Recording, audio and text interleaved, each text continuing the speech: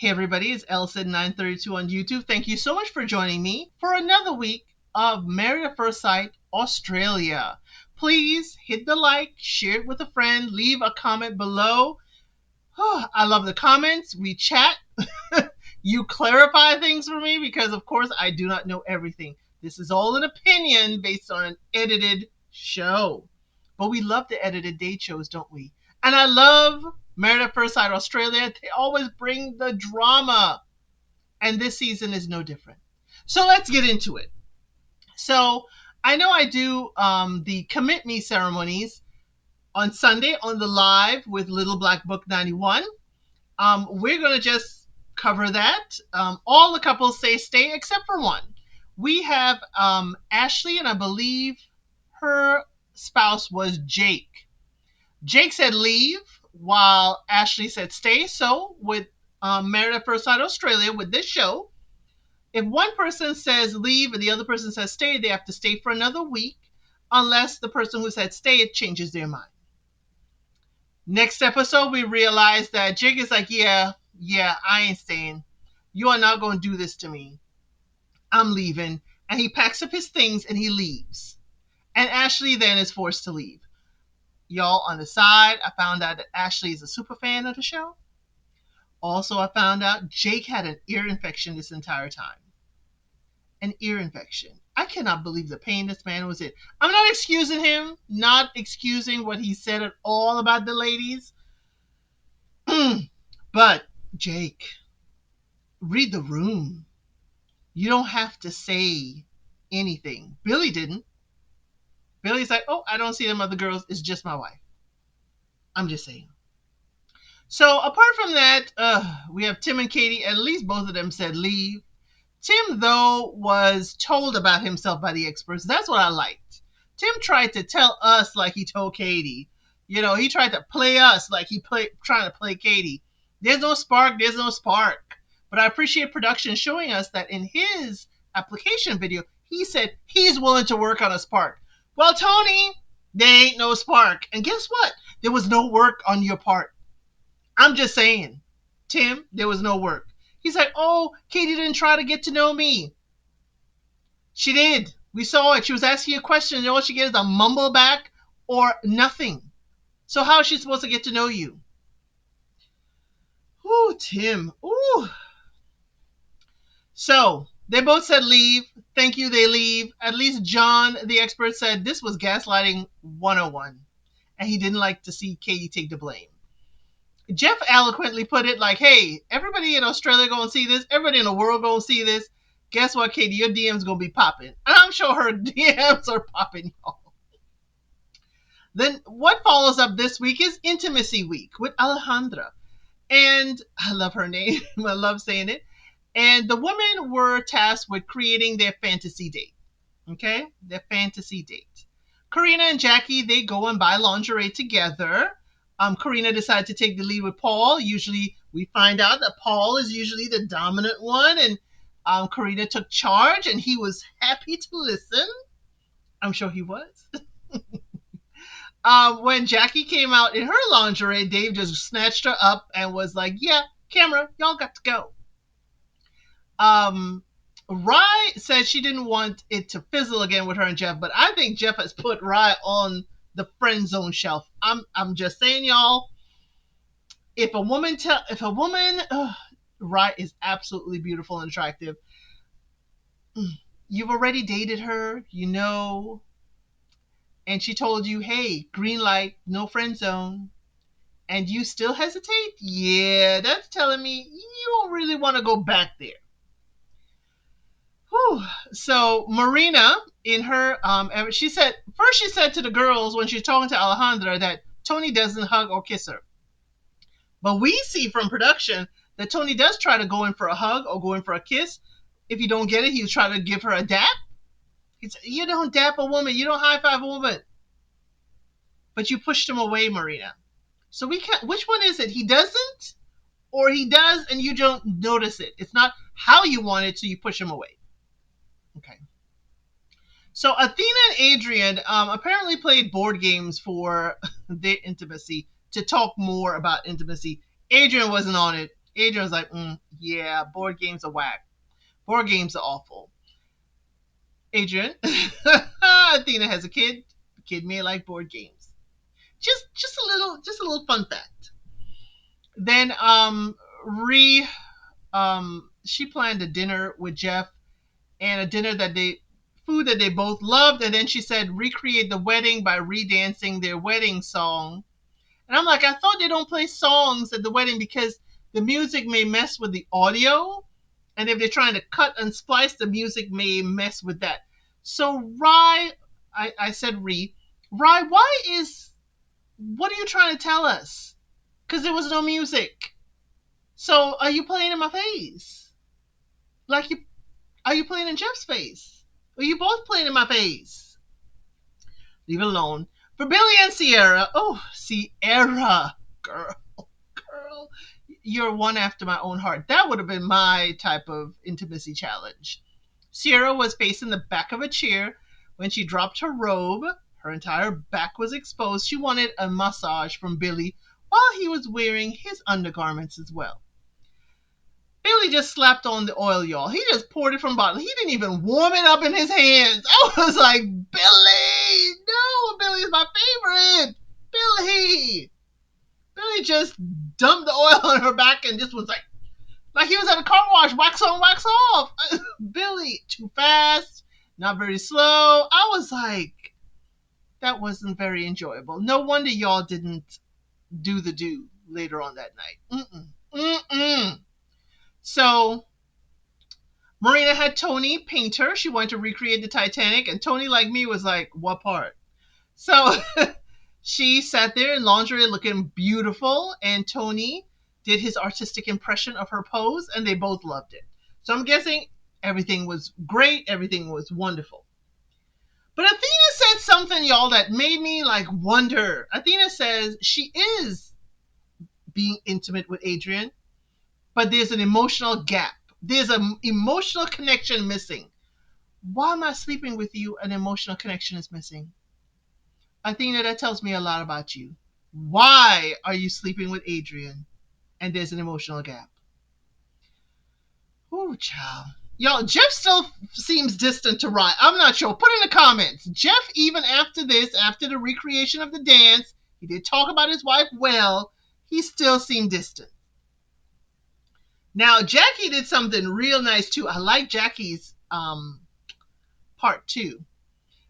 Karina and Jamie, remember, they went shopping for lingerie and brought it back to their significant other. Jackie's like, no, you're gonna see me in all these pieces. Jackie's like, you're gonna come with me. We are going to the lingerie shop, and you're gonna see all these pieces on me, and you're gonna compliment me. And Ryan couldn't speak. He could barely speak. And I'm like, does Ryan have arrested development? Is Ryan like? It almost seemed like a teenage young man that sees a pretty girl and just he can't talk. Whew, so much for the warrior. When the men met with Alejandra, the one thing I did not like, the first thing, let me say not the one thing, the first thing I didn't like with Ryan was he said she wanted compliments and he gave it to her. No, you didn't. Lies. Alejandra, gentlemen, don't believe him. He did not compliment her. And he said he won't take the answer back as how he placed her amongst the brides. Okay. Then he did say the derogatory way that Jack said that, yeah, I believe it was Jack or Jake, said she has crazy eyes. But she knows how to lick a lollipop. Y'all, that's how I could say it for YouTube. Okay? That's how I can say it. She knows how to lick a lollipop. His lollipop. The men were shocked. The men were gagged. They were all, whoa. They all spoke about it in their confessional with the camera, but no one called Ryan out. No one called him out. They were so flabbergasted. That's not a word. But no one said anything to him. And he's just sitting there thinking, we having guys chat, and I could talk about her however I want. And y'all allowed it. But Alejandra did call him like, what do you mean about crazy eyes. What does that mean? And he just kept on going.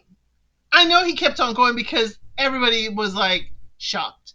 Everybody's like, this is not how you speak about a woman, and especially not how you speak about your wife. So, y'all, we get to the dinner party. You know, it always goes down in the dinner party. People come in together. People trying to tell us they're together. And I'm like, yeah, no. Y'all ain't really together. So, Billy, this is why I like Billy. Billy and Jamie are my chatty patties. I love it. They're the ones that call people out. While Jamie was the first one to call Tim out in that first dinner party, Billy stands up and says, yeah, did you tell your wife about you talking about her crazy eyes? And Jackie, shockingly, is like, oh, you know what? I do have crazy eyes, Jackie. We later find out they decided to just, have each other's back through the dinner party, no matter what. They are Bonnie and Clyde. No matter what, have each other's back. No. Jackie, do not let him cause you to self-deprecate. Girl, you allowing an insult. You thought it was an insult just a week before. And now you're like, yeah, it's okay. Girl. Ryan said he didn't say it first. Ryan, we are not on the playground. This is not high school. This is not school. He said it first. Does it make it right? Jackie says she doesn't care. Girl, well, that's just the first. That's the first fastball coming your way. You better buckle up. Then Dave drops the comment about Jackie knowing how to lick Ryan's lollipop. Okay? The table is quiet. The table is quiet. Dave let it know that was a disrespectful way to speak to your wife. Now, Dave, should have happened in the men's group, but I understand. Jackie needed to hear it too. Jackie, y'all, while they're going back and forth, and Ryan is just headlights. Jackie is just sitting there, going within herself. Jackie is recalculating, y'all. It's like, we came in here to be really cool. I told the girls nothing is going on between us. We just have a good cuddle.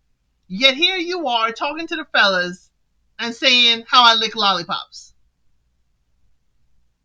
So Jackie finally processes it, because I could see her processing, doing a recalibration. She's like, yeah, you shouldn't speak badly about me. You shouldn't speak like that about me.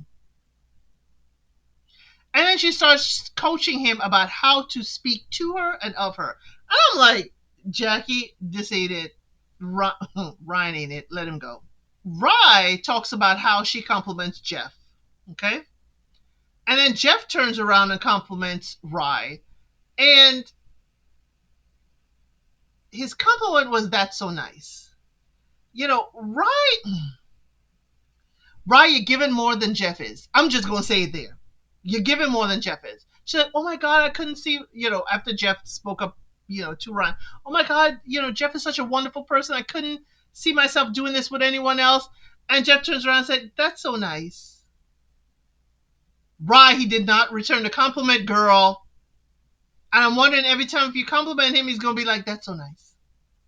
So, y'all, while Ryan has already been toasted and roasted by Dave, Jeff, Billy, I'm sure, had something to say. Marina is asked about their night. Paul said, hey, what's going on with y'all? I heard Marina yelling down the hallway. She's like, no, don't talk about me like that. Don't say that. We saw you on camera, Marina, yelling about Tony when you left the apartment. So here's what happened with Marina and Tony, y'all. When Tony came back from the intimacy, he was so happy to tell Marina what happened and how everything is wonderful and great. But Marina wanted to talk about the book she was reading. And she shut him down. And he tried again to talk about, hey, this is wonderful. And she shut him down. He's like, hey, could you give me a moment? Can you give me a moment? And she took that, Marina took that as Tony shutting her down and telling her not to talk, telling her to shush. Now, while it is no way you should shush your person, I think you should still leave room for them to speak. Marina says she was hushed and her voice was taken from her in her previous relationship, and she's not going to let anyone take her voice. We're not asking you to lose your voice, Marina. We're just asking you to leave room for Tony to have a voice. So you've turned from the person with no voice to now someone not allowing someone to voice. There has to be balance. Tony came in, he was excited to speak about his day, and you shut him down. You shushed him. Maybe not in a shush, you didn't say shush, but you kept on wanting to talk about what you wanted to talk about. You didn't know if Tony was coming to give you an assignment or to do an assignment from Alejandra, but you shut him down to talk about your book. It's okay to leave space for Tony to speak and then you talk about your book. But you're not leaving room for Tony to speak. So Marina called, that's why she calls Paul a little boy, because after she has a blow up with Tony about all of this, she leaves the apartment and goes down the hall yelling.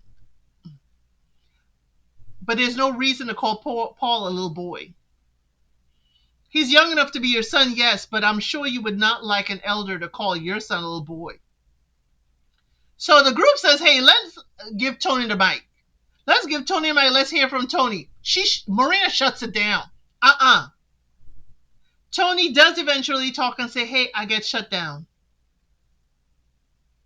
And Marina says she don't want a table of young ones giving her advice. Why are you here, Marina? Why are you here?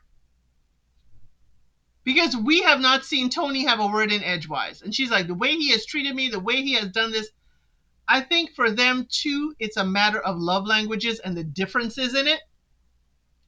Tony has bought her children tickets or transportation to get to come see her. Yes, he goes away each weekend. I don't know why. That is something that we need to delve into. But I would go away too if I can't talk. I can't talk with the person I'm supposed to be married to. I can't get a word in edgewise. I can't even invite you onto my charter vessel. But Tony seems to be someone who does acts of service. We saw it when we first introduced to him. He's making tea and he's asking the cameraman if he likes some tea. Okay? He's an active service person. Marina seems like a words of affirmation. Or just let her get her words out. Just listen. Just be there. But she's not being there for Tony. And I don't think she's recognizing Tony being there. Tony is present. He is there, but he has no voice. And Tony seems to be, and I hate to put it like this, Tony, but you seem to be like my granddaddy. It's like it takes you a moment. Like you talk, you need a moment to gather your thoughts and then say something. It's a slower pace than the Marina is on. And I know because I'm on a Marina pace. I'm on a Marina pace. Like, we got to say something. We got to do something. But Tony is like, okay, I hear you. Okay, yeah. And he takes a moment to speak. He came in so excited to talk to you, Marina, and you shut him down. And the hard thing is, you don't leave room for him to speak or have his time. So Adrian and Athena, they talk about them and say, hey, they have the same issues. He cut her off at one point and tried to talk to another couple. He's like, I'm tired of talking about your mother, you this, you that. Okay, yeah. So you over there, well, what are y'all on about? Yeah. He gets up, though. Adrian gets up and goes further down the table and sits next to Sierra. Sierra says, hey, she and Adrian hang out most of the day. I'm like, what? Y'all do what? I'm like, where's Billy? Billy, get your wife. But y'all, the cameraman pans down to the legs under the table. And Sierra and Adrian are making footsie with each other. And Sierra turns slightly to Adrian and does a little kissy face to Adrian. And he puts on that grin. Yo, I think we got our cheating scandal. I'm hoping it's the only one because I can't handle it. But I would understand if Jeff too is trying to step out. I'm sorry, I'm not understand, but I would see. But y'all, we have our cheating scandal, Sierra and Adrian, and I don't know if they know. We know. I'm hoping it's not a scripted cheating scandal. I'm thinking it is, but it's like Sierra says she wants Billy to be all over her. Girl, how could you want Billy but you have an Adrian curling up to you? And then Sierra, Athena's right there down at the table alone. I'm hoping they brought Sierra here just for this, okay? That's what I'm hoping. I'm hoping that. But y'all, tell me what your thoughts are. We are heating up. The pressure cooker is hissing, is letting us know it is boiling under there. We're getting there, y'all. Cheating scandal. And I wonder if they're adding more brides and grooms. Because they've always added 2 more weddings. But we already jam-packed. I'm not sure. But we've had couples leave. Let me know your thoughts. So should we have some more weddings? Should we? Or should Australia continue along this track and see what decisions people are making? Please join me again every week for a recap of Married at First Sight Australia. And on Sundays at 3:05 Eastern Standard Time for a recap and review of the week and the Commit Me ceremonies. Commitment. I feel like they're trying to commit me. Um, ceremonies. That's on Sundays with Little Black Book 91. And check out his channel, y'all. He says a lot of great things about relationships, dissecting them, and giving more information. But in the meantime, thank you, and I'll see you on the next one. Thank you for watching. Please like, share, and subscribe to the channel.